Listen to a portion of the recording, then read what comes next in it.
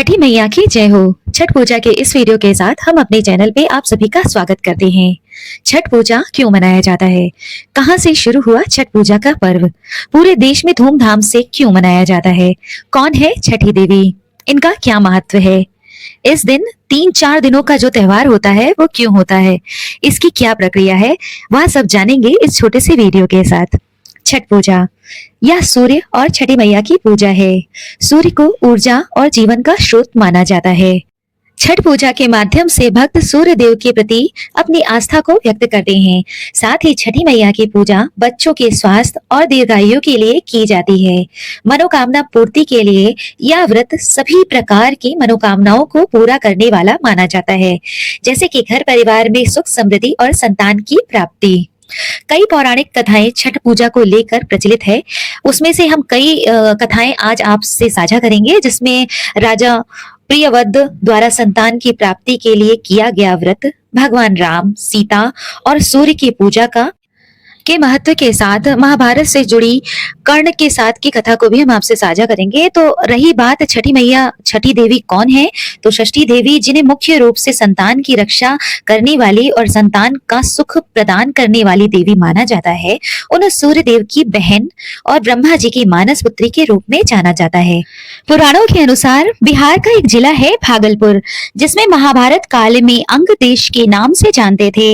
इसके राजा सूर्य पुत्र कर्ण, जो घंटों नदी में खड़े होकर के उपरांत ही सूर्य देव को अर्घ देते थे। कहते हैं छठ पूजा का आरंभ वहीं से हुआ।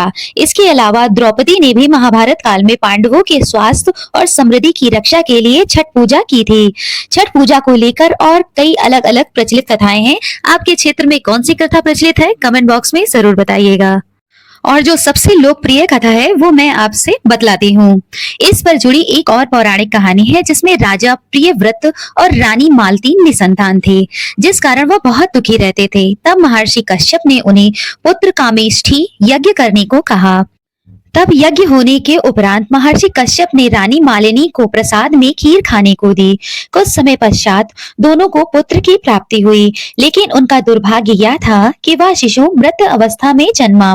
तब राजा ने शिशु के मृत शरीर को लेकर शमशान चले गए। उनके इस दुख और वियोग को देखते हुए अपने प्राणों की आहुति उन्होंने खुद देनी चाहिए कि जब मुझे पुत्र का ही सुख नहीं है तो मैं भी प्राण त्याग दूंगा। तब उनके सामने देवसेना यानी छठी देवी माता प्रकट हुई, जिन्हें षष्ठी देवी के नाम से जाना जाता है। नवरात्रि में जो षष्ठी माता की पूजा करती हैं वह वही देवी हैं। उन्होंने राजा को बतलाया कि अगर वो सच्चे मन से विधि व्रत करके उनकी पूजा करेंगे तो उनकी सभी इच्छाएं पूर्ण होंगी। यह सुनकर राजा ने देवी षष्ठी की विधि पूर्वक पूजा और व्रत किया और राजा से प्रसन्न होकर पुत्र प्राप्ति का वरदान षष्ठी देवी ने उन्हें दिया। कहते हैं कि राजा ने जिस दिन पूजा की थी वह कार्तिक शुक्ल की षष्ठी का दिन था। तब से लेकर आज तक इस पूजा की प्रथा चली आ रही है। आज भी लोग इस व्रत को संतान प्राप्ति एवं अपने परिवार जनों की सुख समृद्धि और दीर्घायु के लिए करते हैं। छठ पूजा की 4 महत्वपूर्ण दिन होते हैं। नहाए खाए पहला जो होता है, जिसमें पहला दिन होता है नहाए खाए। इस दिन पूरे दिन की साफ सफाई, पूरे घर की साफ सफाई कर घर को पवित्र किया जाता है। इसके बाद व्रती स्वयं स्नान करके पवित्र होती है। मन शरीर घर को शुद्ध करने के उपरांत वह सात्विक भोजन कर व्रत का उपवास का आरंभ करती है।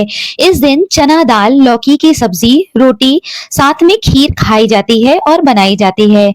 खाने के उपरांत वह खीर का भोग लगाकर ही व्रत को प्रारंभ करती है। उसके बाद घर के सभी लोग व्रती के खाने के बाद ही खाते हैं।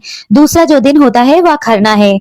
खरना में छठ पूजा का दूसरा दिन जो होता है उसे खरना के नाम से जाना जाता है, जिसमें व्रती पूरे दिन उपवास करती है, जिसमें ना ही कुछ खाते हैं ना ही कुछ पीते हैं। शाम के समय गुड़ की खीर प्रसाद के तौर पर बनाई जाती है, जिसको रसियावन खीर भी कहा जाता है। और पूजा करने के बाद व्रती वही खाती है और वहीं से छठी मैया के लिए रात्रि में चाशनी, गेहूं का आटा और घी द्वारा ठेकुआ का प्रसाद के तौर पे बनाया जाता है। सभी लोग गाने गाते हैं, मंगल गान छठी मैया का व्रत करते हैं। तीसरा दिन संध्या अर्घ का होता है।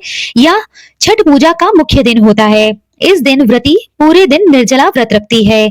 फिर शाम को वह नदी या तालाब में खड़े होकर डूबते सूरज को अर्घ्य देती है। जब वह अर्घ्य देने जाती है तब व्रती का बेटा या घर का कोई भी पुरुष बांस की बनी हुई टोकरी लेकर आगे चल रहा होता है, जिसे बहंगी भी कहते हैं। बहंगी में पूजा, फल, प्रसाद सामग्री रखी जाती है। अब चौथा दिन आता है उषा अर्घ। छठ पूजा का चौथे दिन में उगते हुए सूरज को अर्घ्य देकर पूजा करते हैं। व्रती और सभी लोग फिर एक बार उसी स्थान पर जहां डूबते हुए सूरज को अर्घ्य दिया गया था, उसी स्थान पर आकर एकत्रित होते हैं, नदी के किनारे इकट्ठा होते हैं और छठ मैया के गीत गाते हैं। फिर व्रती प्रसाद और कच्चे दूध का सेवन कर व्रत पूर्ण करती है। घर आकर सभी को प्रसाद बांटा जाता है और इस तरह छठ पूजा का व्रत पूर्ण होता है। मैंने बहुत कम शब्दों में छठ पूजा के 4 दिनों की विधि को बताने का प्रयास किया है। अगर कोई भी त्रुटि हो गई हो तो मुझे क्षमा कीजिएगा। यह व्रत प्रकृति का व्रत है। हम सूर्य देवता की पूजा करते हैं और उनके प्रति अपनी कृतज्ञता व्यक्त करते हैं। इस तरह छठी मैया की जो भी कथा थी वह मैंने आपसे साझा की है। आशा है कि यह छोटे से वीडियो में मैं जितना कह पाई बहुत सरल शब्दों में कि छठ की पूजा क्यों की जाती है, छठ पूजा का क्या महत्व होता है, वह सब मैंने आपसे कह दिया। इस तरह माना जाता है कि छठी मैया बच्चों की बीमारियों और कष्टों से बचाती हैं और उन्हें लंबी आयु और स्वास्थ्य प्रदान करती हैं। यह एक सामूहिक एकता और भाईचारे को बढ़ावा देने वाला त्योहार है। यह पर्व 4 दिनों तक चलते रहने वाला व्रत है, जैसे कि पहले भी मैंने आपको बताया। इसमें शुद्धता एवं सात्विक भोजन और विशेष नियमों का पालन किया जाता है। यह विशेष रूप से बिहार में मनाया जाने वाला एक विशेष त्योहार है, जिसे बहुत महत्व और पवित्रता की दृष्टि से देखा जाता है। इसी तरह भगवान कृष्ण के पुत्र सांब को कुष्ठ रोग से मुक्ति पाने के लिए सूर्य की उपासना करने की सलाह दी गई थी। इस तरह सभी लोकप्रिय कथाएं जो छठ पूजा से संबंधित है, जो मेरी जानकारी में थी, वह सभी मैंने आपसे कह सुनाया है। इस व्रत का पालन करने से सूर्य देव की विशेष कृपा प्राप्त होती है और साथ ही छठी मैया प्रसन्न होकर जीवन की सभी बाधाओं का नाश करती हैं। कलयुग में मोक्ष को प्राप्त करने वाला और सुख समृद्धि को प्राप्त करने वाला या पुण्य देने वाला एक विशेष पर्व माना जाता है और व्रती बहुत ध्यान से इस व्रत को करती है। और जो व्रत नहीं भी करते हैं वह छठी मैया को अर्घ्य देकर उनके प्रति अपनी कृतज्ञता व्यक्त करते हैं। अगर आप छठ पूजा में नहीं जाते हैं तो इस वीडियो के माध्यम से उसे सुनकर छठी मैया के पुण्य प्रताप को ध्यान में रखते हुए अपने सनातन धर्म को आगे ले जाते हुए व्रत न करें तो छठी मैया के पूजन में जरूर जाएं। जहां कहीं भी छठ पूजा होती हो उसका हिस्सा अवश्य बने। हर जगह हर व्रत त्योहार का प्रचलन नहीं होता। हमारी परंपरा है या नहीं है या महत्व नहीं रखता, लेकिन हम अपने धर्म के प्रति, अपने सनातन धर्म के पर्वों के प्रति श्रद्धा रखें, यह बड़ी बात है। सूर्य को अर्घ्य देकर भी आप अपनी कृतज्ञता व्यक्त करते हैं।